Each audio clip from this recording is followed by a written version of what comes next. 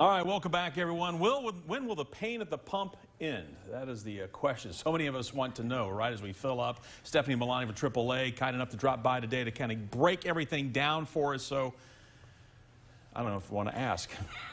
How's it looking this week? It's not too bad. Okay, good. Okay. Yeah, so the Tennessee average is down for the first time in 3 weeks. Okay. Actually down about 5 cents. So we're just a hair under $4. The Tennessee average is $3.97. Oh.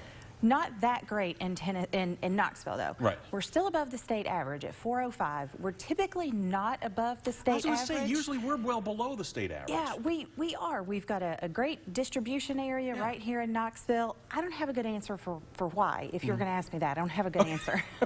Well, I won't push it then. There's a lot of volatility right now. Hopefully, when these gas prices start coming down, we will start to see Knoxville back, you know, where we typically are. Yeah.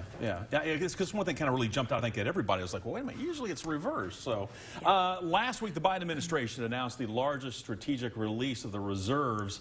How is this going to impact us here? Are we going to start seeing the price drop even more, you think, or how's this going to impact us? Yeah, we could. It's a little too soon to know exactly how it's going to affect crude oil prices and then gas prices. But the good news is that we have started to see crude prices come down just a little bit. Earlier today, they were trading just above $100 per barrel. That's about $10 per barrel less than they were a couple of weeks ago. Okay. If that does work its way into gasoline prices, we're looking at a 25-cent drop. Now, that probably won't happen all of a sudden. Sure. You know, we have to see how the oil market kind of takes this news of the strategic oil reserve release. But it could be very welcome news for drivers. Yeah, definitely. And not to put a little negative in there, but I know the summer blend is usually a little bit more. So while we may drop, we may not drop maybe as much as we would hope. The good thing is we're already seeing Okay, so we're already into that. Yeah, we're already into those refineries shutting down, changing over to that summer blend. Sometimes that does cause a bit of supply disruption. Maybe not disruption, but just a tightening of supply. We're already into that process, so hopefully once we start to see these gas prices level out, we may not see them drop very much because it may be into the summer driving season, but we're keeping our fingers crossed. As long as it drops, we'll take it, right? Yeah. Hey, real quick, distracted driving. I know that's something else you guys are taking a look at. I know we're talking about gas prices a lot, but this is another big issue right now. It is. So April is Distracted Driving Awareness Month. We want to make sure that people realize that just because you're hands-free isn't risk-free.